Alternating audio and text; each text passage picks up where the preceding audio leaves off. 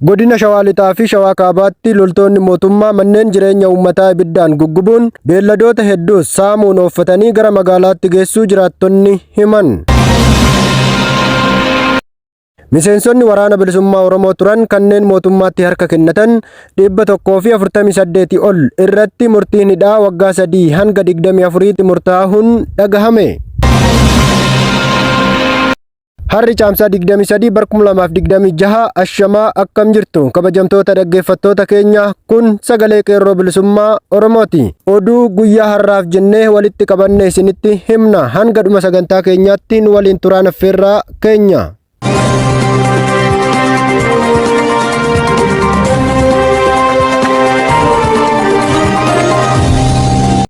Godina Shawaa Lixaa fi Shawaa Kaabaatti loltoonni mootummaa manneen jireenya uummataa ibiddaan gubbuun beelladoota hedduus saamuun ooffatanii gara magaalaatti geessuu jiraattonni himan. Jaaltiikii sabaa waan qindeeffate qaba.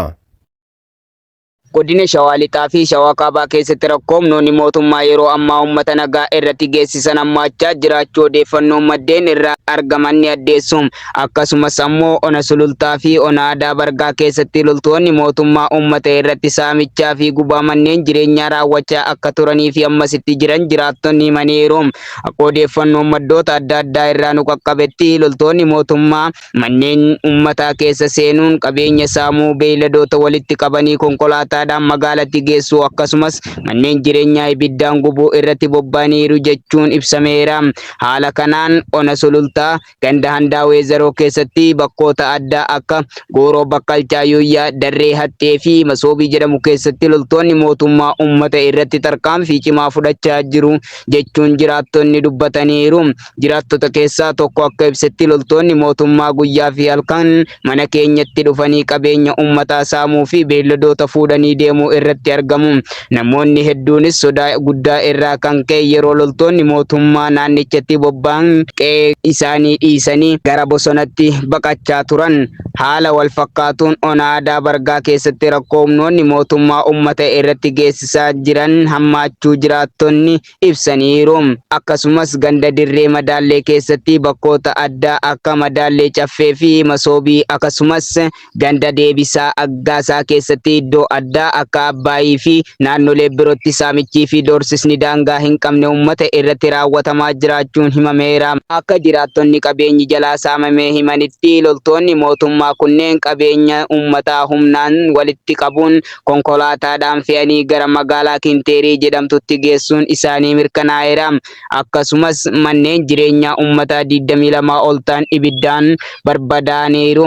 Namoonni qe'ee isaanii irraa buqqa'an hedduun yeroo ammaa keessatti rakkoo jireenyaa keessa akka jiran beekameera. Dubartoonni, daa'immanii fi manguddoonni miidhaa kanaan harki caalu miidhamuu isaanii jiraattonni ni himu. Namoonni hedduun nyaata, uffataa fi bakka jireenyaa dhabanii rakkachaa jiru. Miseensonni waraana bilisummaa Oromoo turan kanneen mootummaatti harka kennatan 148 ol irratti murtiin hidhaa waggaa 3 hanga 24tti irratti murtaa'uun dhagahame. Miseensota waboo kanneen duraan hidhatanii mootummaa Itiyoophiyaa lolaa turan deebi'anii mootummaadhumatti harka kennatan irratti murtiin hidhaa yeroo dheeraa kennamuu isaa ilaalchisee odeeffannoon mootummaa keessaa fi maatii isaanii irraa bahaa jiru ni addeessa.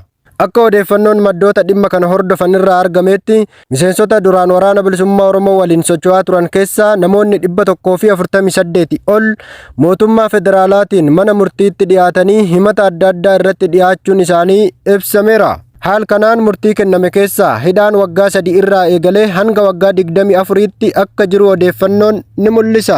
Namoonni kunneen yeroo mootummaa biratti harka kennatan keessatti araara mootummaa fi jireenya nagaa akka argatan abdachuun mootummaa waliin waliigaltee nageenyaa keessatti galanii turan jechuun maatiin isaanii fi namoonni isaan beekan ni dubbatu. Ta'us immoo akka odeeffannoon manneen hidhaa keessaa bahaa jirutti namoonni murtiin irratti kenname kunneen yeroo ammaa keessatti mootummaa, abbootii gadaa fi qaamota hawaasaa garaagaraatti iyyachaa jiru. Iyyanni warreen mootummaatti harka kennatan kanaatis nageenyaaf mootummaa biratti harka kennine araarri mootummaa nuuf taasifameera jechuun mootummaa amannee turre amma garuu himata cimaadhaan waggoota dheeraaf akka hidhamnu nutti murtaa'eera. Abbootiin gadaa fi jaarsoliin biyyaa mootummaa waliin akka nu mariisisan barbaanna jechuun mootummaa fi hawaasa Oromoo biratti waamicha isaanii dhiyeessaa jiru. Maatii fi firoonni namoota hidhaman kana akka jedhanitti yeroo mootummaa biratti harka kennatan keessatti deebinee jireenya idileetti ni galchina jechuun abdii guddaan akka jiraatu dubbatame. Haa ta'u malee yeroo ammaa murtiin hidhaa dheeraa itti murtaa'uun isaa immoo rifaatuu guddaa nu keessatti uumeera jechuun dubbatu.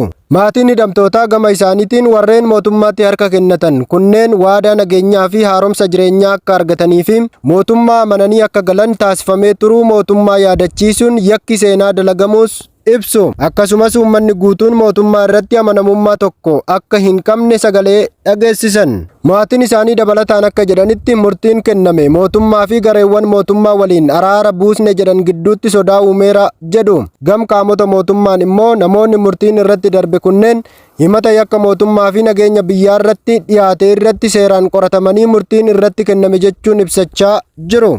Haal kanaan akka jedhanitti harka kennachuun qofti himata seeraa irraa bilisa nama hin taasisu. Qaamoleen mootummaa kunneen murtiin kenname seera mootummaa kabachiisuu fi yakka mootummaa irratti raawwatame jechuun ibsaa jiru.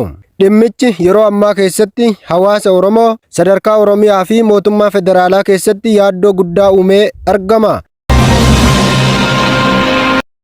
Kabajamtoota dhaggeeffattoota keenya oduun har'aaf qabnu kanuma. Waan nu dhaggeeffattaniif guddoo galatoomaa jechaa hanga qophii birootiin walitti deebinutti turtii gaarii qabaadhaa.